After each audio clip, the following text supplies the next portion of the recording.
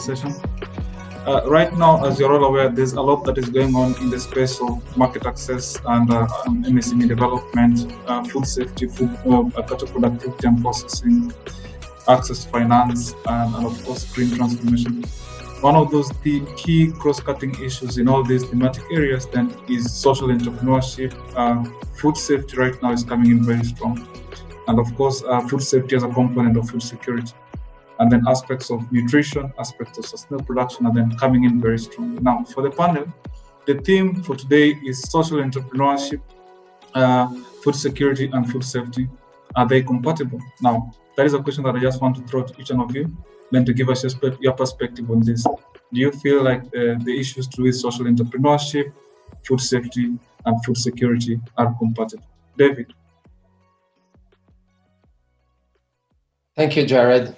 Well, the question is a very interesting one. So if you try to understand if this is a perfect match, well, it could be a perfect match probably, if I would say.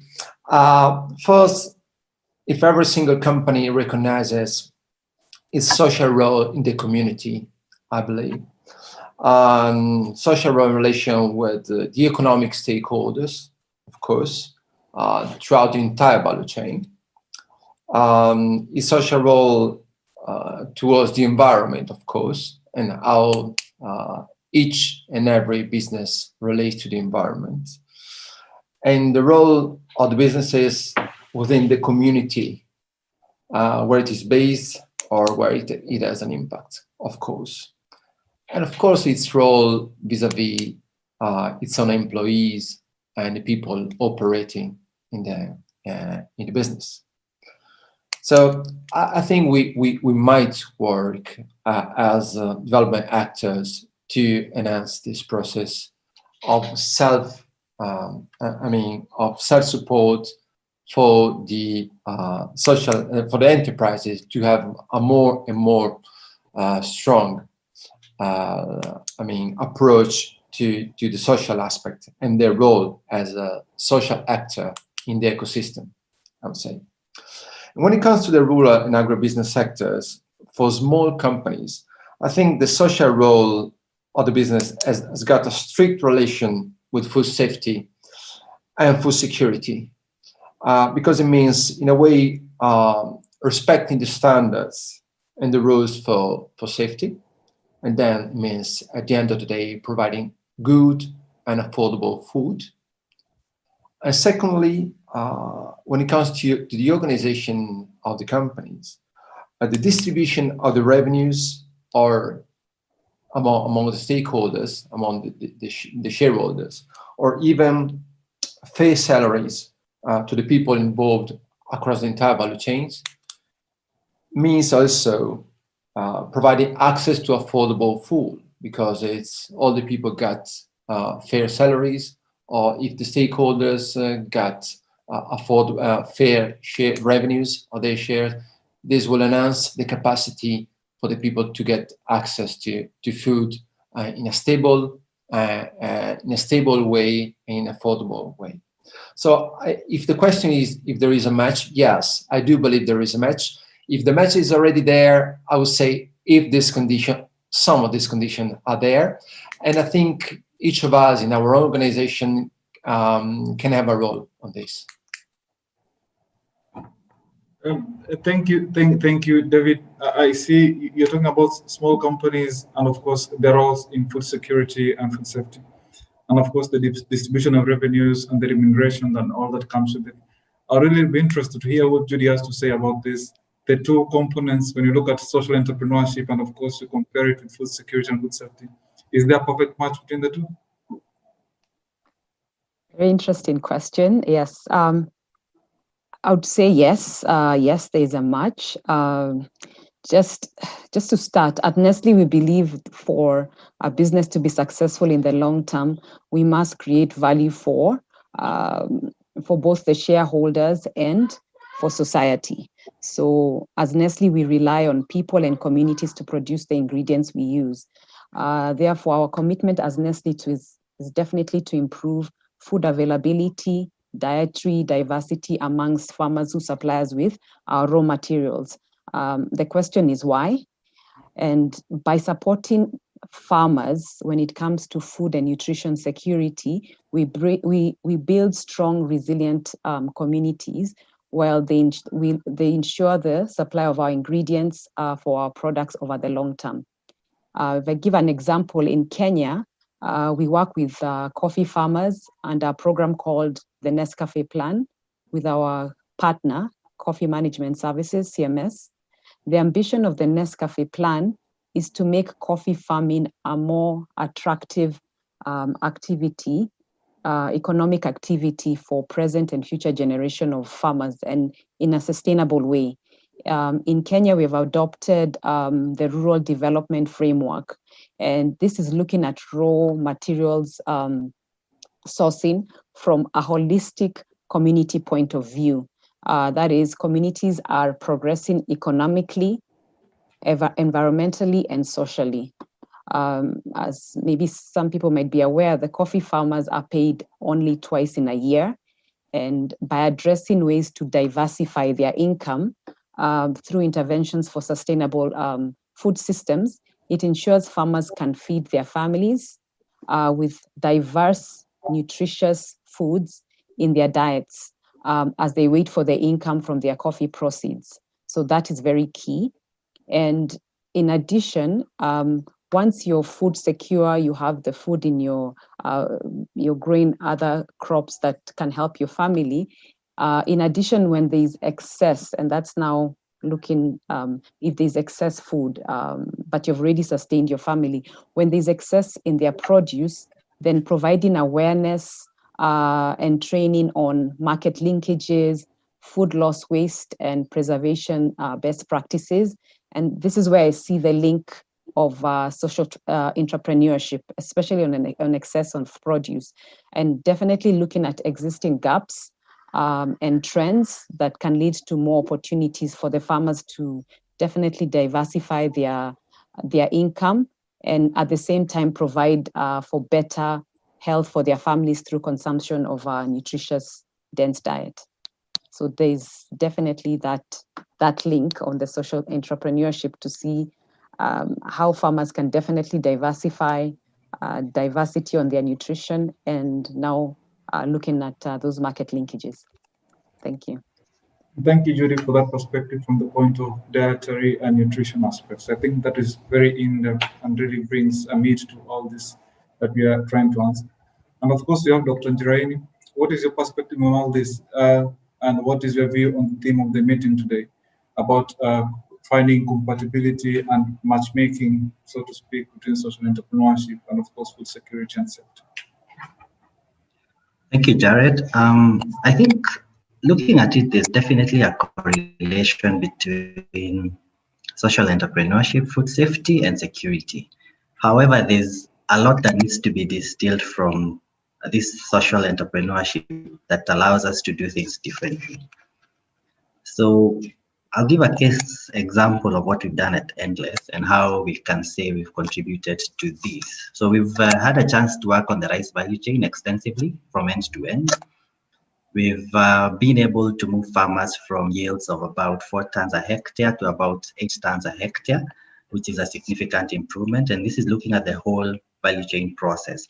So when we look at the overarching goal of social entrepreneurship and restoring human dignity, we've provided farmers with new seeds. We've been able to provide them with good agricultural practices, and providing market linkages being very, very key.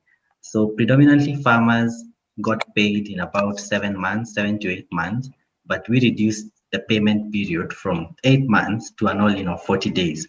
So when we look at the whole end-to-end journey, there is definitely a role for each and every value chain actor to play towards contributing to food safety and food security. So there is a lot to do in that space, and I believe that the social entrepreneurship angle then allows us to achieve this food safety and the security. So there's a correlation, but I think to what extent that has to be determined. Yeah, just to pick up on what you're saying, Dr. Njiraini, and of course to direct this to Jody. And then, of course, you're saying that there's a correlation, but then to what extent, then you cannot tell. Food security is very wide in scope and has all these four elements in terms of access, and of course availability, whether it's physical or economics, and whether it's nutritious, and of course whether it's you can afford it. And then again, you look at them, and then you have aspects now that are coming into place, of course, with food safety, and then you're looking at nutrition. That is also becoming very important to raise generations that are strong and can take care of themselves and are not prone to diseases and all that. And then new aspects are now coming on board with sustainable production and all this. My question would be, and of course, just bouncing back on Jiraini's comments, to what extent can this be facilitated? What is your experience in that, Judy? Do you think aspects of food safety, food security, sustainable production, and nutrition can all be achieved all in once, all at the same time? Interesting question as well. Food security, food safety, healthy nutrition, sustainable production, is this achievable? It definitely is achievable, and I think it's looking at it in various ways. As highlighted earlier, Nestle has been working with coffee farmers in Kenya since 2011. And when assessing globally, like assessing farming communities, Nestle found that 30 to 70% of farming families in any country appeared to be short of food for at least 3 months. While at the same time, as I was saying earlier, having diets that had low diversity, typically being short of foods such as proteins, vegetables, dairy, and fruit. And this also applied in Kenya. So the approach we took, and it's just good to give a case study, the approach we took in Kenya, we embarked on a pilot program in 2017 called an initiative called the Farmer Family Nutrition. And it's to examine and later include interventions to address the dietary adequacy and later the diversity of some of the coffee farmers in the Nescafe Plan communities. And we looked at 3 approaches or 3 interventions. One was on the food availability. Is it there? As I mentioned, that farmers are paid only twice in the year. Looking at their dietary diversity and health and market linkages. When it came to food, the first intervention on food availability, it was different interventions where we got farmers in different cooperatives, and farmers were taught in terms of how to establish and maintain kitchen gardens. As you know, the coffee is the cash crop for the farmers. So looking at other opportunities to diversify their incomes through kitchen gardens, local seed supply. So the farmers were taught how to establish and maintain kitchen gardens. They received agronomy support and seeds through different partnerships like Simlo seeds. And besides being taught how to plant their own foods, the farmers were also encouraged in terms of planting and adopting traditional vegetables, such as like amaranth, saga, which is a spider plant, and managu, that are more resilient to climate change and extended dry seasons. That was the first intervention. The second intervention, looking at diversity and dietary diversity and health, this was devised for farming couples to tackle the gender aspects of making family choices together, and not just the woman, but both the male and the female, the husband and wife in the family. And the coffee farmers participated in nutrition workshops. The workshops were basically just more of a understanding of what is nutrition, what is a balanced diet, just the basic, where the farmers interacted with us, and also bringing in partners such as Simlo Seeds, talking about different traditional vegetables. Then in addition to that, there were cooking demonstrations in terms of how to cook your vegetables so that you're not killing the nutrients. And from the study done, it was shown that the farmers, if it's animal proteins, they would rather sell than consume them in the household. So there was that aspect. And that was actually quite practical and approachable for the farmers. On the third intervention, which we are doing a study, it's looking at the market linkages.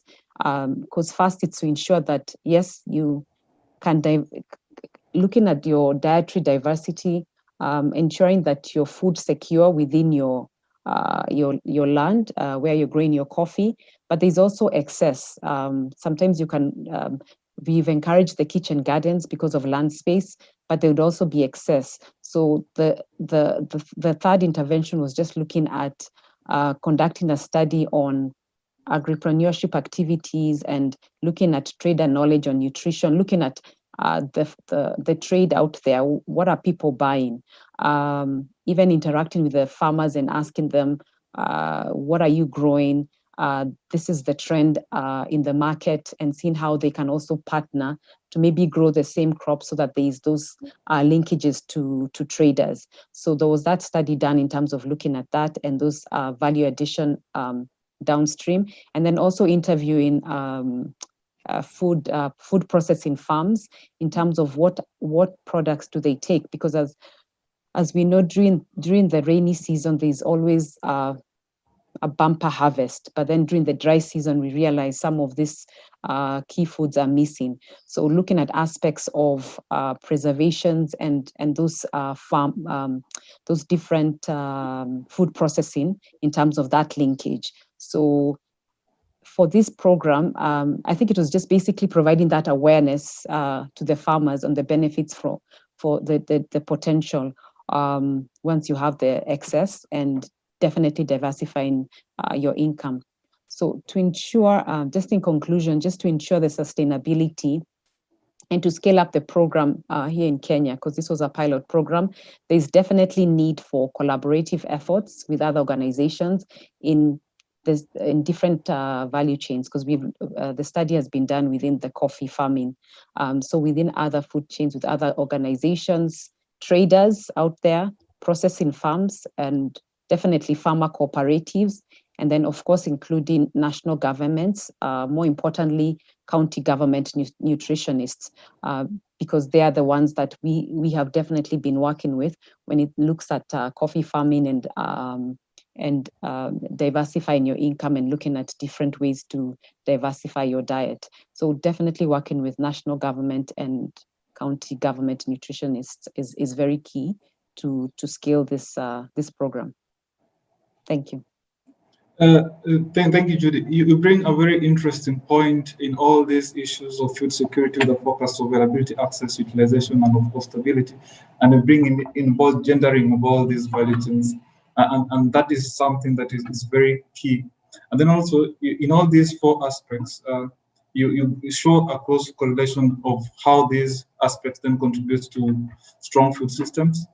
And of course, then you show in complementarity how then they can synergize together in terms of impact on the populations and the outcomes of the same. But from the background I come from, and I'm an agriculturalist, I understand, of course, and then this is directed to David, I understand that there exist tensions between these four different components. The fourth one now, you introducing the aspect of social entrepreneurship, because then these tensions exist when you look at food safety, you look at healthy nutrition, you look at different distinct aspects of food security, and then you also bring on board social entrepreneurship. If you couple all that, realize that a lot of resource mobilizations need to be put in place to ensure that policy is more or less redirected towards that. And these resources can sometimes be technical, they can sometimes be human, and of course, sometimes they can be financial. Well, what is your experience in this? More or less like aligning all these four issues that we're discussing with aspect of social entrepreneurship, food safety, food security, nutrition, and of course, sustainable production, and looking at the resources that you might require and the technical know-how that you might need. And of course, then realizing that it's important to anchor all this in a policy kind of a framework. Thank you, Jared. It's quite a complicated question to answer to, but there are so many themes and topics, but I try to go back in a while and try to understand, so what is the ideal ecosystem where all of these needs and goals are achieved? Is there an ideal ecosystem where everything happens properly and we can respond to all these needs in a proper way. We have got some few experiences around 4 continents, and we have our own view, and we're changing probably our own view through the times, But there's a key word we consider to be pivotal in this regard, and this key word is participation. We believe that participation in the governance of the business, for instance, is a key one. And there are a few structure and methodology to guarantee participation as a methodology to get access to promote food security, food safety, and the involvement of people throughout the value chain. For instance, the cooperative system has shown to be able to address this situation, specifically in agriculture, in the agro-industry, and even the food production industries. But what do we need to take care of? I think that aggregating small businesses with common goals, as we are discussing today, to provide access to markets, improving quality of the products, and then providing access to technology and services. This is something that participation can support.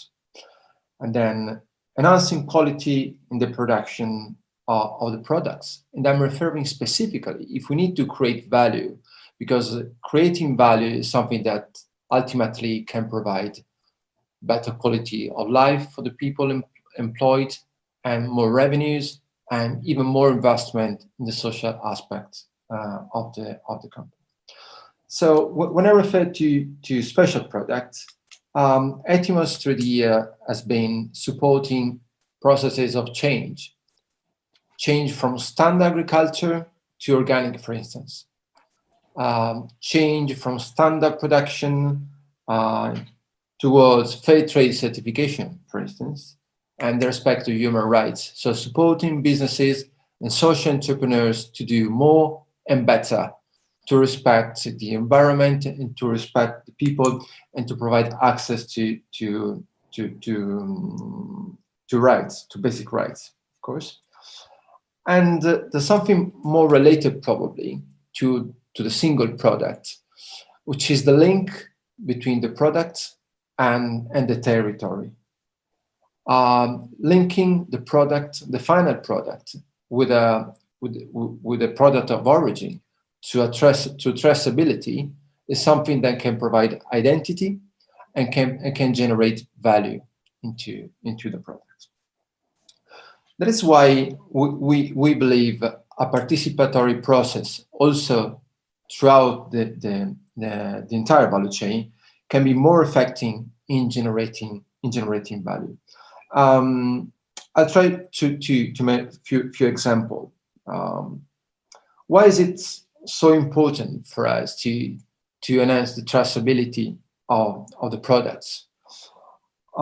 First, because we make the farmer aware of his role in the value chain, across the value chain. Sometimes we have experienced in some cases farmers producing cocoa, for instance, they didn't even know where the final product will go, or what that product that he has been working for the entire life, what would it come at the end of the process, So why is it so important to raising awareness among the farmers, among the producers, their role in the framework of the entire value chain?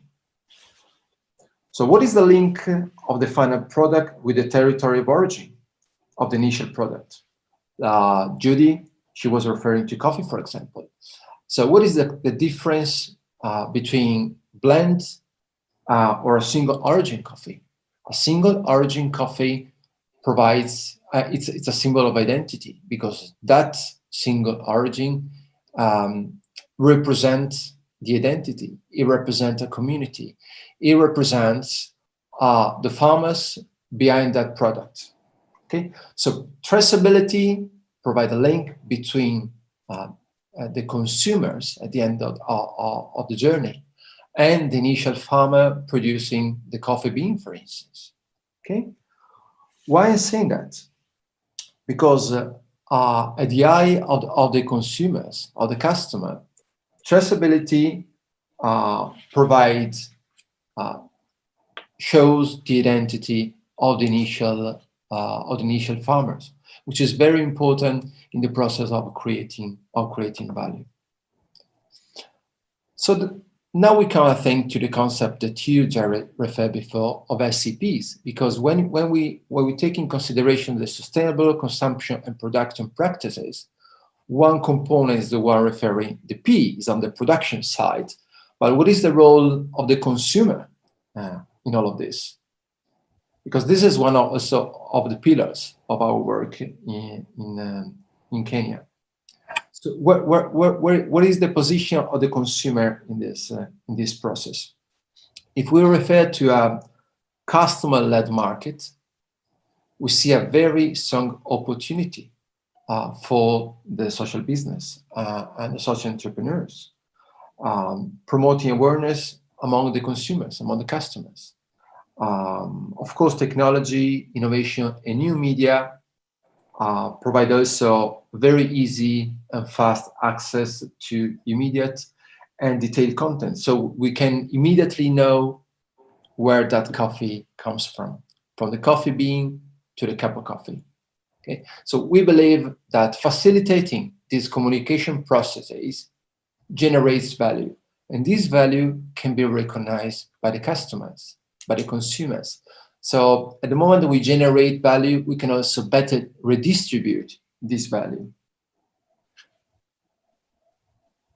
So this will add both in terms of food safety, because it's a process of traceability of the products, and it also relates to food security, because we are generating value, we can redistribute this value across the entire value chain to the people involved. And we can also have a map of the social and the environmental impacts of the entire value chain, which is very important.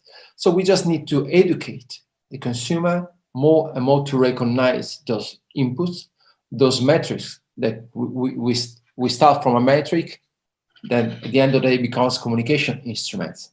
And I'm sure Judy, she's a communication expert, she knows very well about it.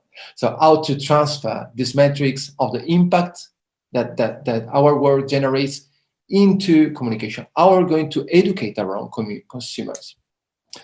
And so in this scenario, I think transparency is promoted, which is promoted thanks to social businesses, has got a strong competitive advantage. And then, of course, there is what you said before, Jared, the finance component, because we are working with farmers to support the access to technology, to certification, to processes, to create value, to get access to green technology, for instance. But most of the times, this require investments. Investment need to be supported by, I would say, sustainable financial institutions and fair conditions. So when it comes to access to finance, we believe that, again, the keyword participation comes in again, because if we go beyond credit to find business partners and not just lenders of loans, I think we're going the right direction. I think to support this process, we need to find not just borrowers who provides loans, but people, financial institutions that are committed in the business, that provide also, support, not just in terms of mere finance, but in terms of co-investment, of doing business with. So also the keyword participation is reflected into co-responsibility. I will keep it like this, and I will leave it open to discussion. Thank you. I think that was a very candid, and you gave a very vivid analysis of the matrix that, so to speak, we're looking at. Just to recap everything that you're talking about, because this is very was it too much, Jared? Was it too much? Too broad? Was it? That was perfectly enough. It was enough for the day. Because interestingly, what you brought up that I find very interesting is an aspect of a commercial village. When you're talking about aggregating all these farmers into a commercial village to access a given market. And then, of course, when you're talking about these social considerations for full-scale active value chain development, where you're looking at generating value and redistributing value. And then, of course, when you're talking about issues of standards and certification, and then looking at traceability, and then looking at the end consumer, who then is more or less like this person, the distribution of all these values, then focus on. So I was also impressed when you looked at the co-investment bit. And of course, it is something that is really coming up right now. And of course, right now, it is coming up in the context of co-financing, even in doing businesses, and also in aspects of sustainability of these businesses, because the buy-in that then comes from these business owners and all producers, whether it is through the blended financing mechanism that you mentioned in them. So that was quite a mix, and I like that. But then, of course, I just want to just quickly bounce it on Jiraini, of course, with an aspect of now government, and looking at government and what goes on in the government, and of course, looking at government in the aspects of prioritization of all these issues that David talked about. Because if you look at us as Africa, then with us being so quote unquote resource constrained, governments tend to really go towards food security first, as opposed to then looking at issues of food safety. Just looking at consolidating everything that probably David has really talked about. What would your views on that be, David? Andrew, sorry. Thank you very much. Of course, food safety is a topic that is coming up very much in the contemporary society. And it's sad when the need for profit overtakes social good. Government, yes, does try, but I think the onus is on each and every value chain actor to ensure that whatever they are doing on the value chain, be it production, be it handling, be it distribution, to ensure that whatever they are doing then is safe food and can be traceable. I like the traceability elements that are coming up in the conversation, and it's a high time that we start rewarding quality. So when they've talked about traceability and the coffee, we've seen it happening in coffee where single origin coffees actually earn the farmers and the value chain actors a premium. So it's a high time that even we as consumers, as regulators, then pay a premium for safe food. Because then this encourages all the value chain actors to ensure that whatever they do then adheres to the protocols that are set by the regulatory bodies. So Jiren, what you're saying is really about incentivizing the aspects of food safety, so that then we shift our perspective not just on food security, but a little bit also as well in food safety. But then we understand again that there's a lot of disjointed efforts towards all this activity that is going on. We realize that we operate a lot in silos in terms of multi-sectoral engagements, trans engagement, close collaborations. How do you, in your view, what is your school of thought with regards to consolidating all these efforts, and then towards attracting more financing and towards streamlining all these value chain actors, so that not only do we enhance their collaborative nature in the value chain, but also we also enhance their competitiveness while creating jobs. In the context of us in Africa, again, a little bit are being constrained on resources.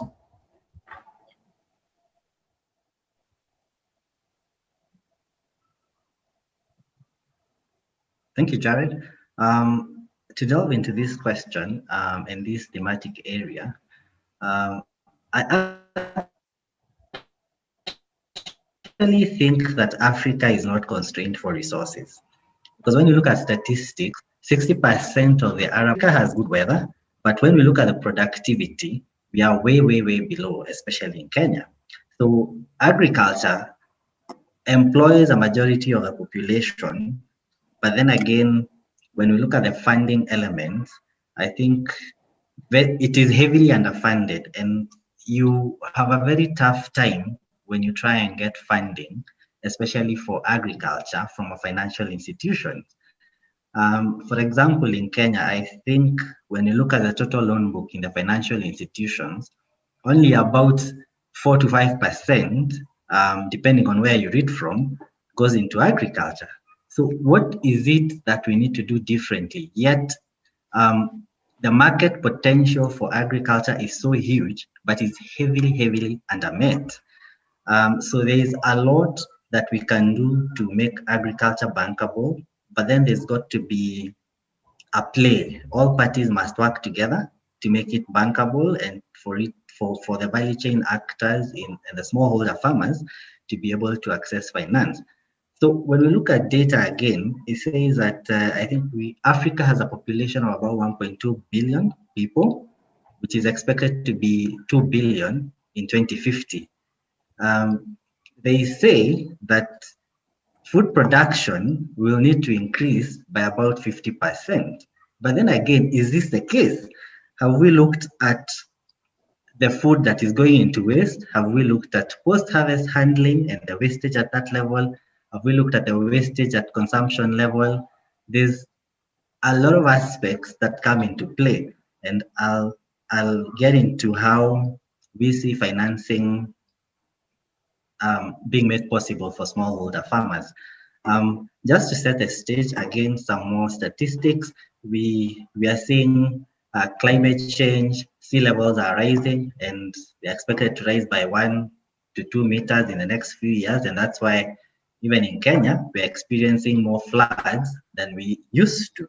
So what does that then mean for agriculture? It then means that we have to be more intentional in how we are going to do, or rather how we are going to engage in production.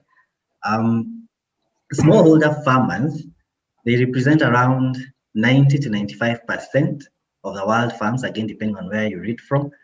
And that is where about 80% of the food is produced.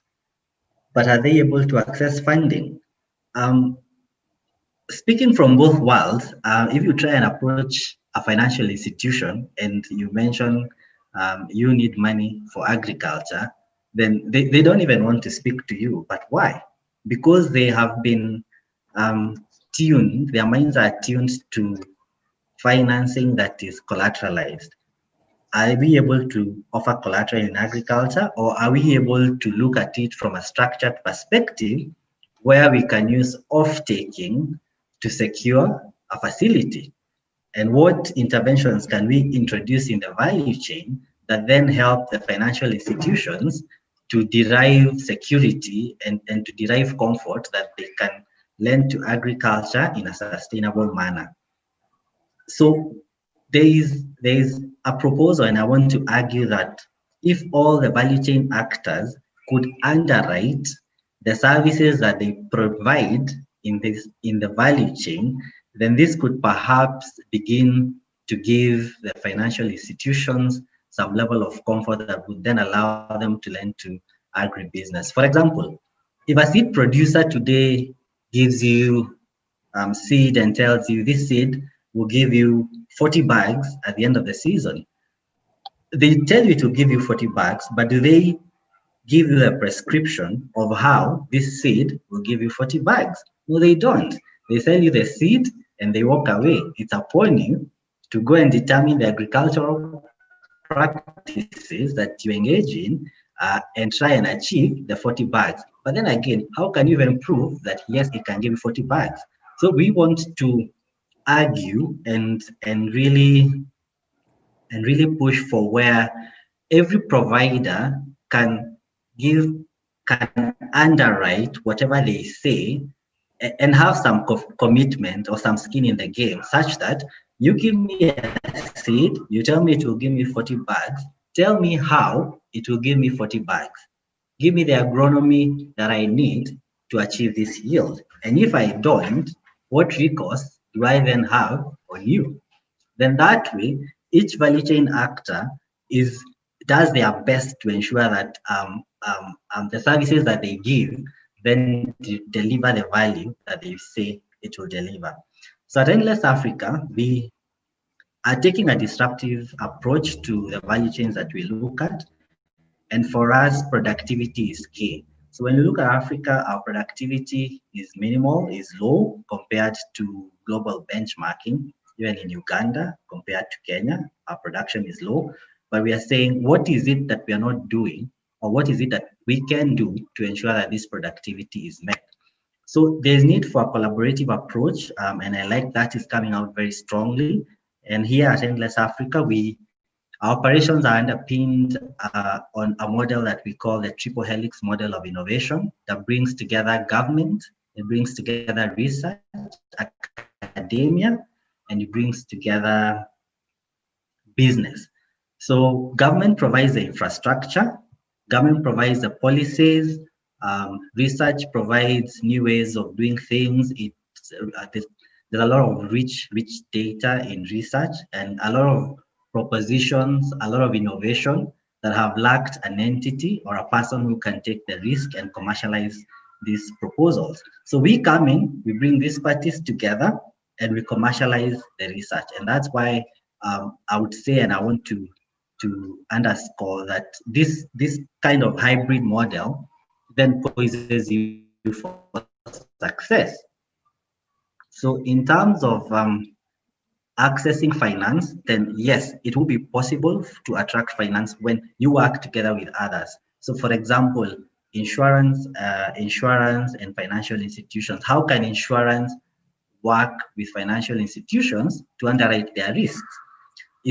Are they willing to get their skin in the game to even do pilots that then where they determine and derive data that helps them underwrite agricultural risks more effectively, cheaply, and at higher rates? So there is a lot to do to foster these collaborations. And yes, it must take collaboration for us to achieve this.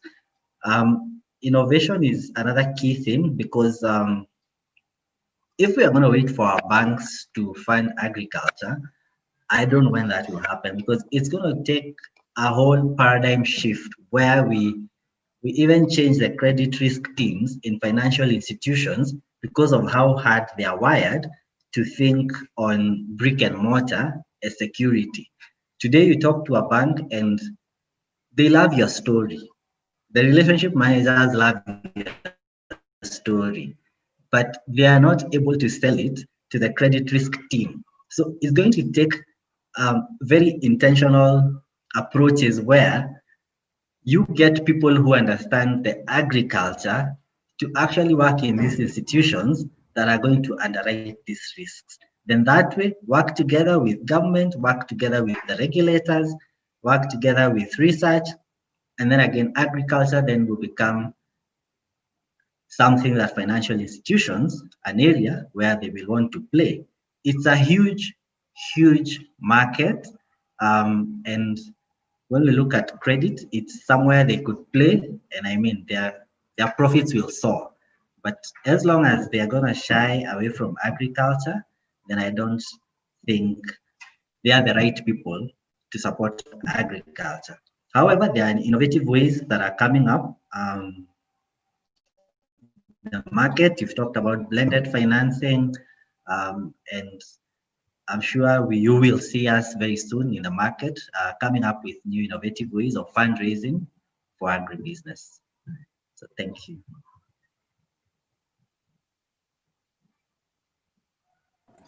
I think all this now is starting to make sense because then I can really correlate what David was talking about when he was talking about co-invested and co-financing.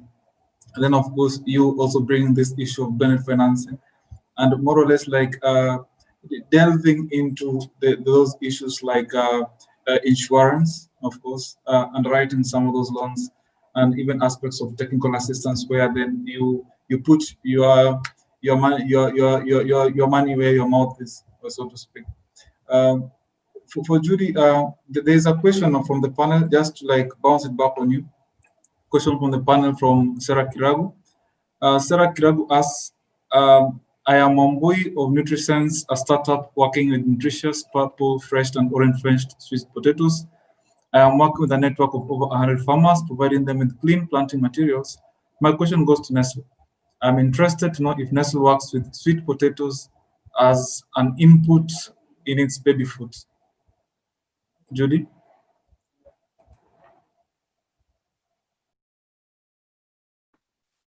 Thank you for that question, said Sarah. Currently, we don't have a sweet potato-based product. However, in the future, there's a lot of innovation and renovation in the pipeline. Currently, we have the wheat, maize, and banana. And these products are fortified to, of course, meet the nutrition requirements for young children. Okay, thank you. So kindly send us your questions. I see a lot of comments coming in.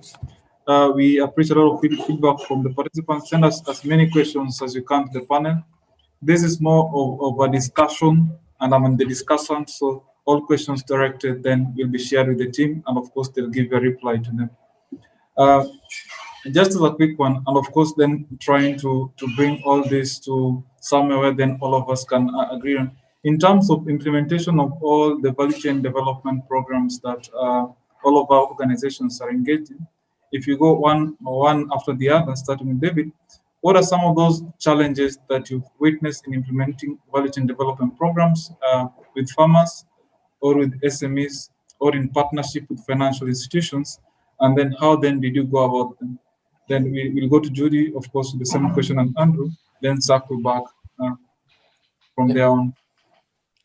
Yeah, thank you, Jared. Yeah, before being a bit broad, maybe a bit theoretical now, I take the chance to go more in detail and practical operation that we are leading specifically in Kenya, for instance, providing a practical example of what we're doing, and now we're trying to address all of this concept within the work that we're doing in partnership, because this word has been recalled quite a few times during the day. We're implementing this program in partnership with JQ University, with Tangaza University, of course, with the National Chamber of Commerce of Kenya, with IFRO Impact, which is a foundation spin-off of the Catholic University of Milan, and then with Stockholm Environment Institute to provide research and competence on this, and with two financial institutions backing the initiative, Casapadana and Safea as a financial advisor. And this process is supported by the European Union delegation to Kenya. So what are we doing practically? We're identifying sustainable consumption practices already in place around East Africa, trying to understand what can be due to enhance the use of these practices throughout the production system, throughout the entire value chain, as we said before, in three main sectors, in three main value chains.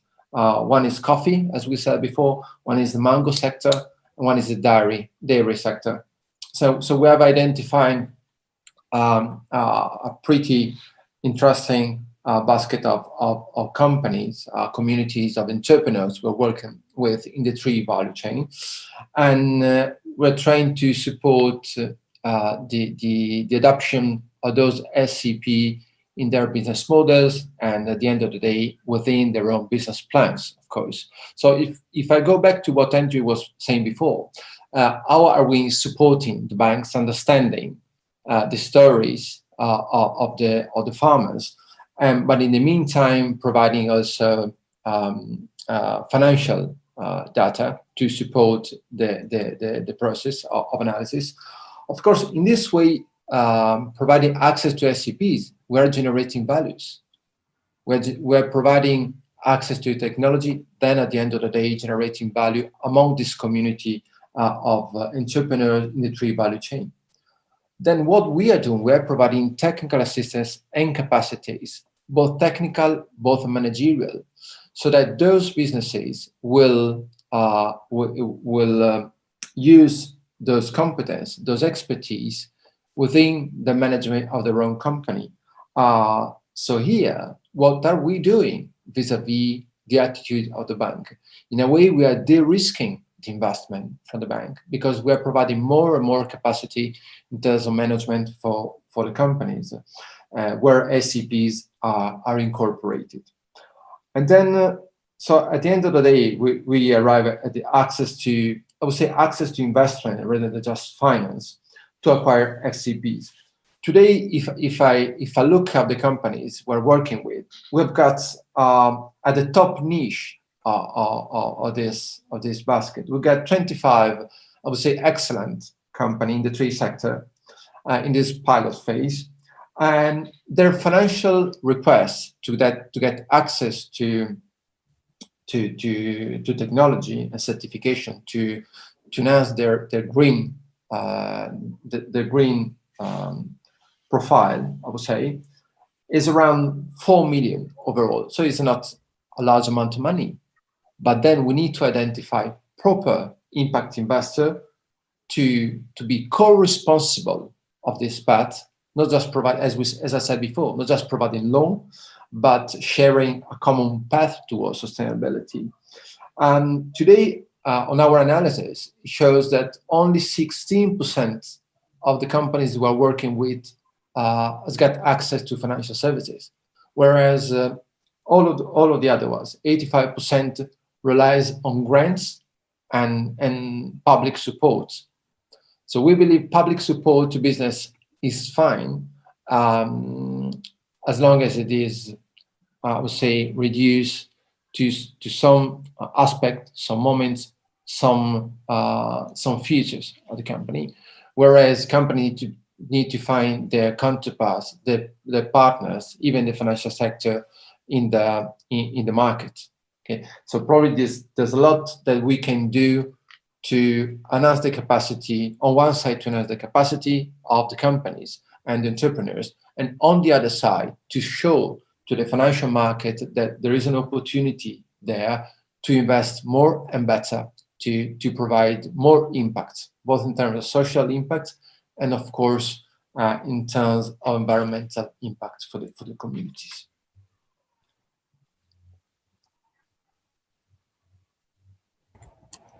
Thank you, David. Thank you. Thank you, David. That was quite informative. And of course, the question that we're trying to tackle right now is to look at some of those opportunities that exist in implementation of our various value chain development programs. So that then, and then how then we harvest some of those opportunities to benefit all the value chain actors, and more or less to bring on board aspects of both collaboration and competitiveness of the value chain. So I'll quickly just give Mrs. Judy maybe 2 or 3 minutes to respond to that. And of course, Njiraini then will answer some of the attendees' questions. Mrs. Mwangi. Thank you. Maybe I just wanted to point out the point David had raised earlier in terms of the coffee farmers and traceability. So I think that's the coffee farming is a very strong value chain in terms of where we work with coffee farmers on good agricultural practices, good processing practices. That is very key in terms of food safety as well. Just to bring it back, as I said earlier, in terms of the rural development framework, when you're looking at the holistic approach of the coffee farmer, when it comes to their income, their nutrition, their health, of course, it requires a lot of collaboration. So just in terms of your question on the various value chain development programs, from our monitoring and evaluation exercise that we've been carrying out, there definitely exists a potential for processed fruits, vegetables, staple foods, which are in most cases missing during lean season. The challenges, as I'd raised earlier, at least 4 to 6 months during the year, the households experience food scarcity because of their reliance on their main cash crop, with some forced to have reduced food portions as a coping mechanism. Another challenge is lack of adequate land for, I guess, production due to the subdivision of land. And And none of the coffee producing regions has large scale like fruits and vegetables productions that can be maximized on. So there's some opportunities there. And if willing partners are brought on board, these are the traders, the processors, then small scale production of commercial vegetables can be exploited. And that's looking at the diversifying their income. And of course, coordinating with the farmer cooperative societies as well. And then definitely integrating the youth as well in all this. I think that's very important because with the average age of the coffee farmer is about, I think, 59. So most young people, there's an opportunity for them to get involved in most of this value chains in different aspects, from if it's food loss and waste, where there's a lot of excess, where can they come in, and what innovative ways can they see in terms of preservation is very key, especially when there's dry seasons. So those are different opportunities for the youth also to get involved in this in different value chains in Kenya. Thank you.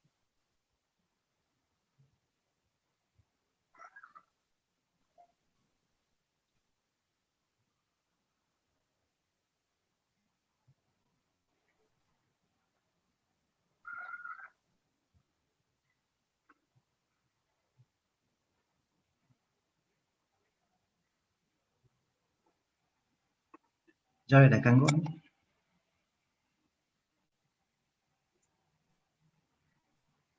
Thanks. Great. So at West Africa, we are looking at various value chains. For example, we've looked at something like coffee before, where a coffee bush today gives an average of 1.5 to 2 kilos, whereas it has a higher capability. We are looking at dairy, where a cow today gives about 5 liters, whilst it has a potential of giving 20 liters a day. So across all these multiple value chains, there's a challenge and or an opportunity of increasing productivity. And this is the only way we will become food secure. If we can increase productivity, then even our cost of production goes down. A farmer today can determine that this is a viable economic model. For example, having 1 cow or 2 cows is more often than not economical because of the challenges of fodder, the attention and the time that you have to give it. But how about having 8 or 15 or 25 cows in your model?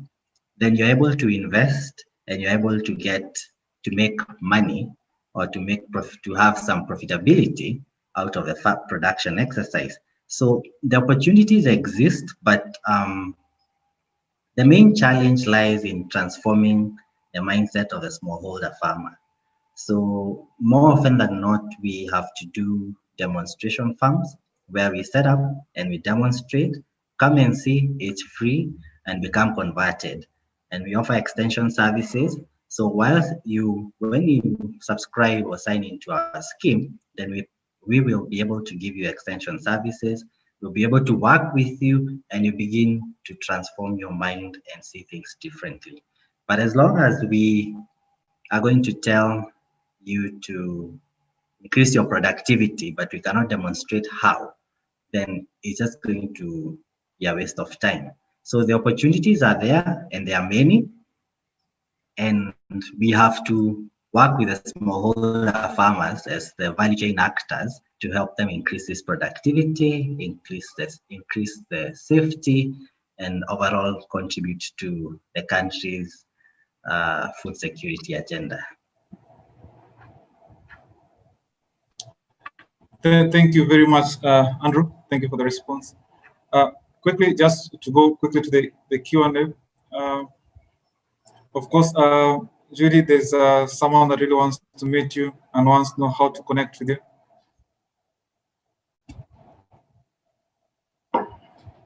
So maybe after this, then we'll get to share your contacts. Maybe just want to respond to that very quickly.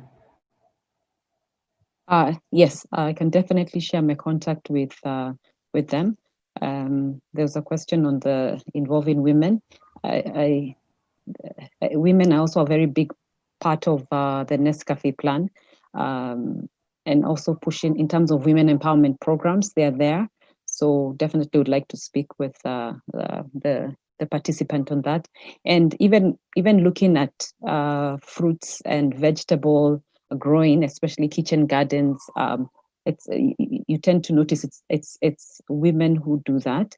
And I talked about the both male and female getting together in terms of making those family choices. But majority of women then tend to sort of lead the way when it comes to nutrition for their family and assist them in terms of better health. So definitely would love to speak with the participant afterwards, and I can share my contacts. Okay. Thank you very much. Last but not least, then my question will be: what challenges are we having? What challenges does the panel face in implementing the value chain development programs that we've been espousing the last few minutes? I'll just start with Andrew, please. Thanks, Jared. The significant challenge that we face is the transformation of the smallholder farmer mindset, because today we go with solutions. People have gone before, they've duped the smallholder farmers. And so the question is they ask is, why should we trust you? How can we trust you? We've been down this road before with other players and they duped us. So that's one of the biggest challenges that we face. And the other one is also the financing element. Agri is heavily capital intensive. Depending on the value chain that you're looking at, the cash flows will be different. So you've also got to weigh where does your cash flow support and which value chain does it support. But the smallholder farmer mindset is the biggest, and also the services from the value chain actors, because for example, when you come to milling rice, there's no miller who will give you a concrete answer that from paddy, I'll be able to give you 60% of milled rice. So standards in the value chain coupled with what I've said before. And just a quick one before I let you go, Andrew. There's this question that is just coming up right now: that how do startups position themselves to have access to finance, even as David prepares to respond to the earlier question. How do you think? What is your view, or what is your expertise? How do you advise a Tornam who asks how startups then need to position themselves to access finance? My advice would be to maintain records, maintain data, try and digitize as much as you can, and begin speaking to your financial service provider even as you begin, and let them walk the journey with you. Let them see. They may not give you financing in your first round or second round, but you begin to build confidence in them as you work together. So they'll be able to highlight risks that you should look out for, and you'll be able to come up with risk mitigation elements as you go along, and you'll inspire confidence. And with time, they will see that yes, you're running something profitable, and we can become party to your business.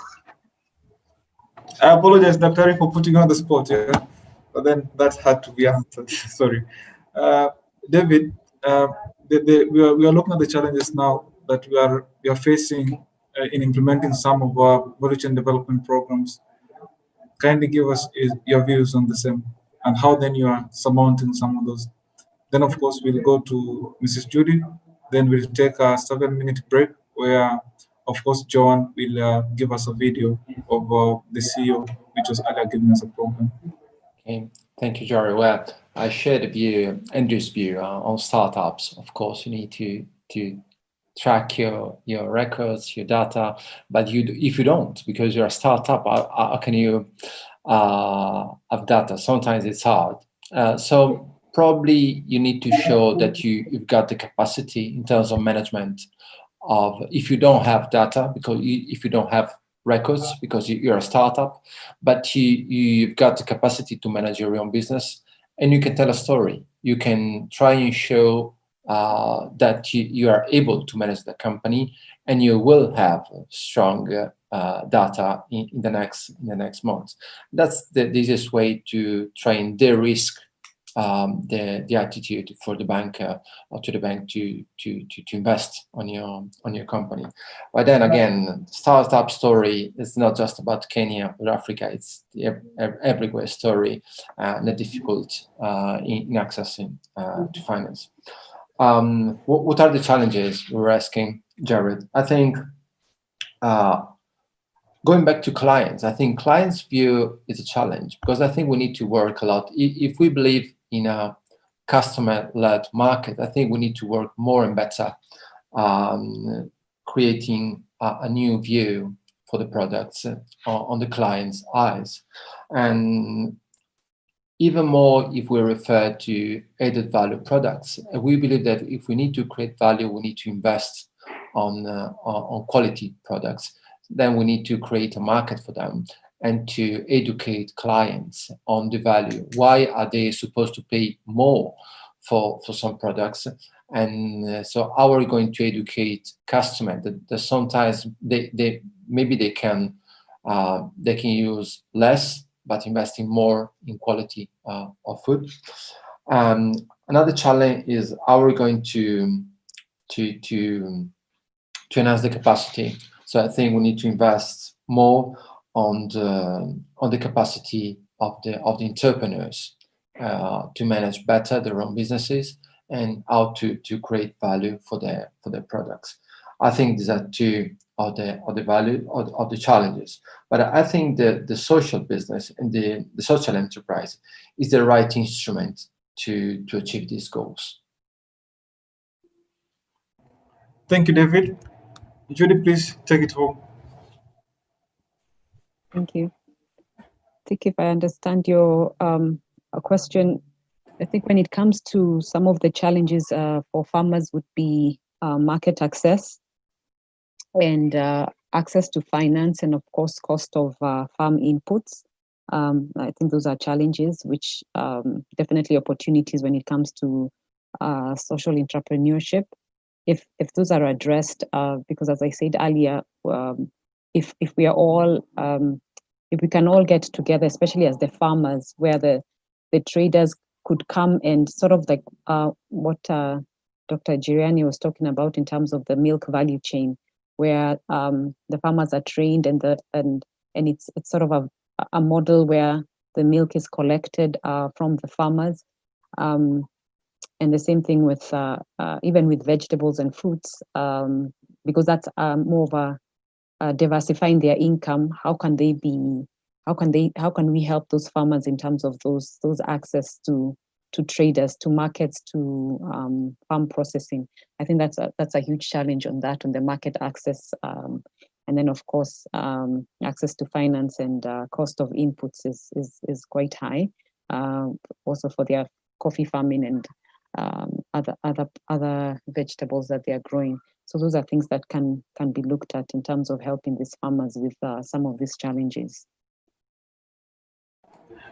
Thank you, Judy. I think that was quite exhaustive even for us, is sharing some of those challenges we're experiencing in implementing our value chain development projects.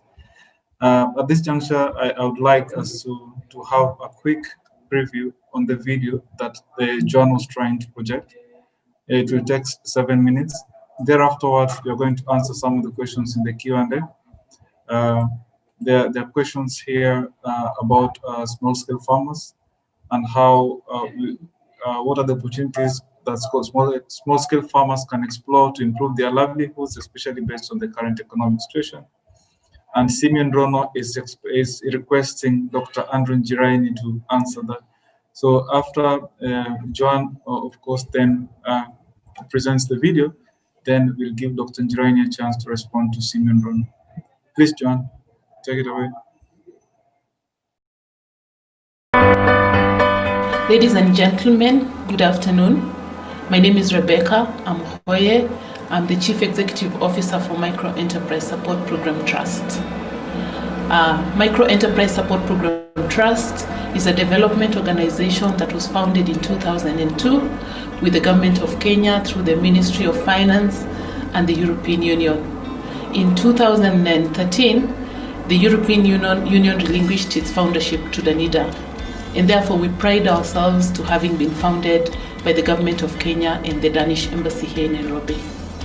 The purpose of Micro Enterprise Support Program Trust is to help build a more prosperous society, and our work involves providing business solutions to micro, small and medium enterprises, especially in the agricultural space.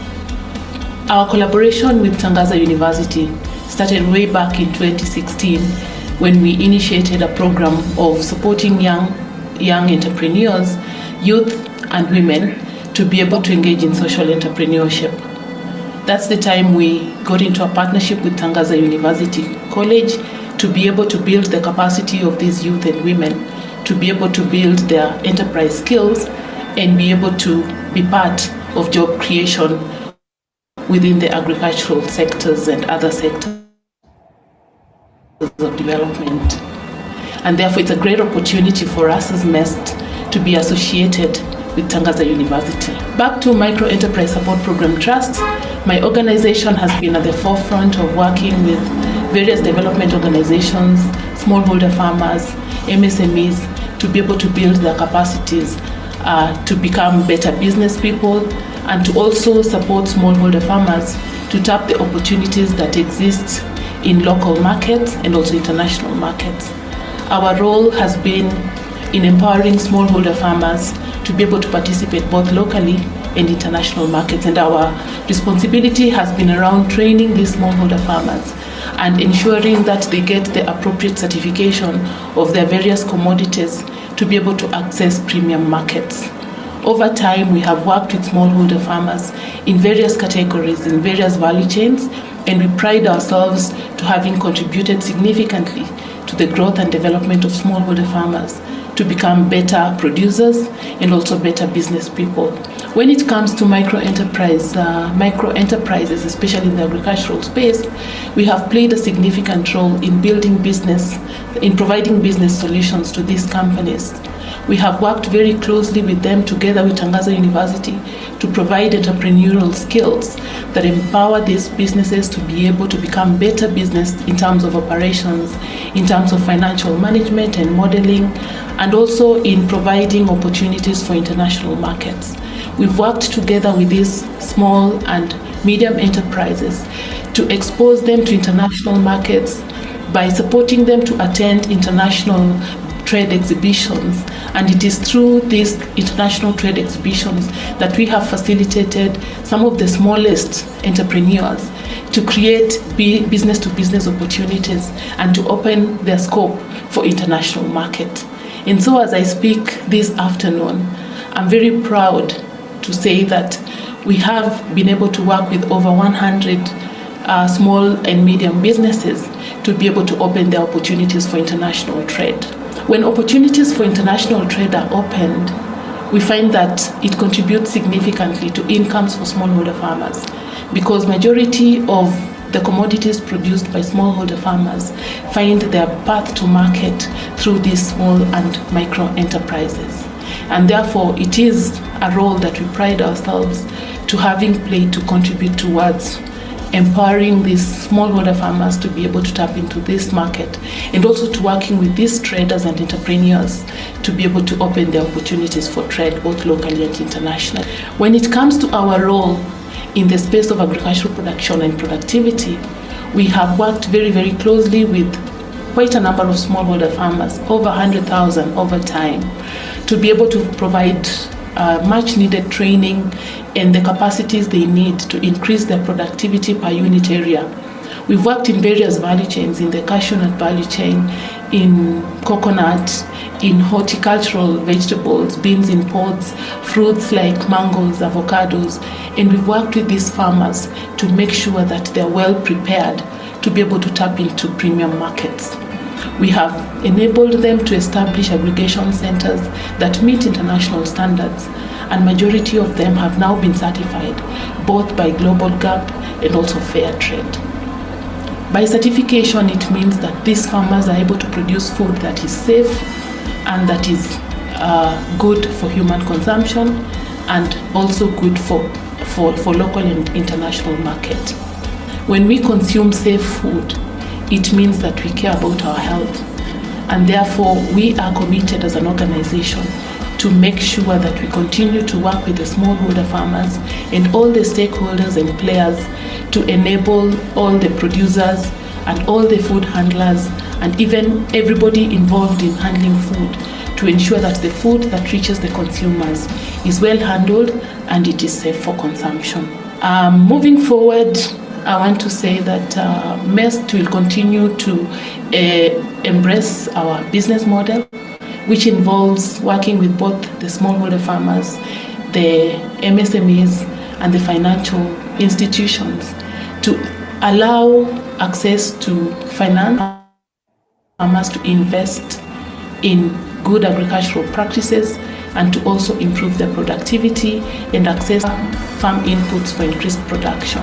On the other hand, we also will continue to work with linking financial institutions to micro enterprises so that they can be able to increase their opportunities for export so that they can continue to provide market for our smallholder farmers.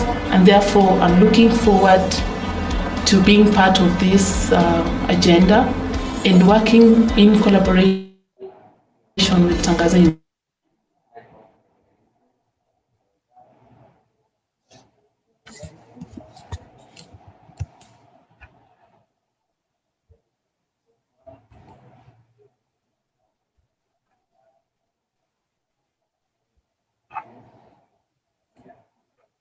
Nationally, and also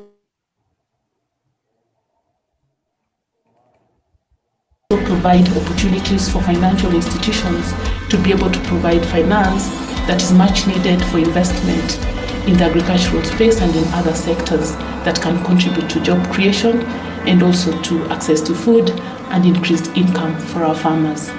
Thank you very much.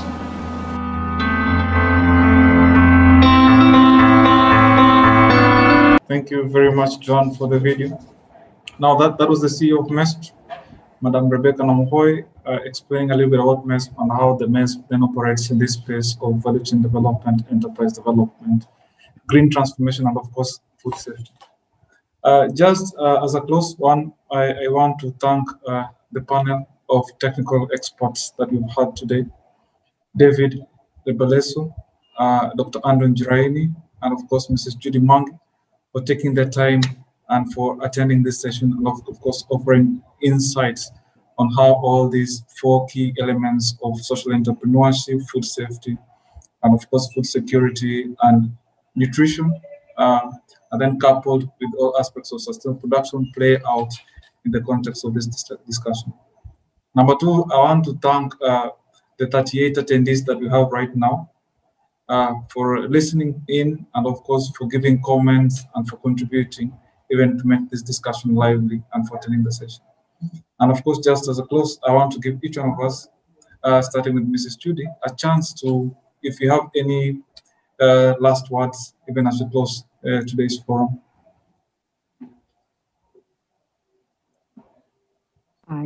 Thank you very much. I've also enjoyed this session and learning a lot from both David and Dr. Giriani. Just to conclude, and food, I personally feel food and nutrition is a very strong issue in rural communities that supply our key ingredients for Nestle, and it's therefore an issue that should be raised high up the agenda by companies, consumers, and investors.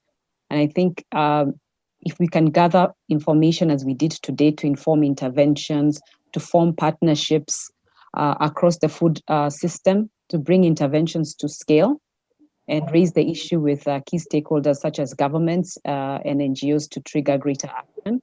I'm very passionate about women, and women are also very involved when it comes to the fresh produce entrepreneurship, and we can use women as change agents for rural poverty reduction. And definitely the youth involvement is also very, very key for agriculture. Definitely the involvement in downstream value chain activities There's the whole animal feed production and compost manure from excess fresh produce supplied during high seasons and low seasons. So that's very key. And I think with all these interventions, we can continue to improve the livelihood of coffee farmers, their families, and farm workers, and the resilience and prosperity of farming communities and our stakeholders across our value chain. So thank you very much. Thank you, Judy. David, please, last words. Yeah, thank you. I've enjoyed so much this session. Thank you very much for having us, for having me. Thank you, Judy. Thank you, Andrea, for your inputs. Thank you, Jared, for chairing the session. All of your colleagues for organizing this panel. I've taken few notes. Couple. I would say, as first, harmonization over prioritization as a concept to guarantee an holistic view in the production cycle and its impact. So instead of prioritizing, I think we should think of how we harmonize all the stakeholders in all of the processes.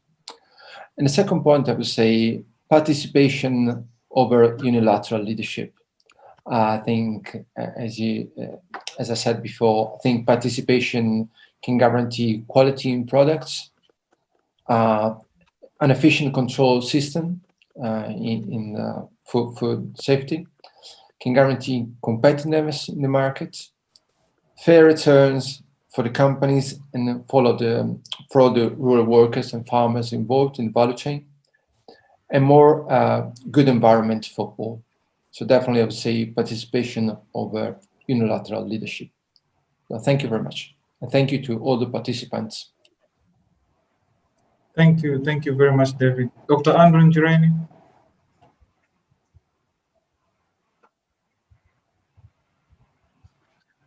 Thank you, everybody. Judy, Jared, David. It's been a great experience to share knowledge, share experiences, and to learn. And I'm sure we'll be better informed people. So my conclusion is that we have a chance to reimagine agriculture. We have a chance to do it differently. Times are changing. We have issues of climate change, and we cannot do it the same way. So we've got to start looking at innovative ways of doing things. For example, coming up with climate resilient seeds that will then cater for the climate change issues that we are facing and we are going to continue to face. The other one is we have to approach it and also specialize, because we cannot do everything. As a value chain actor, you can't do everything.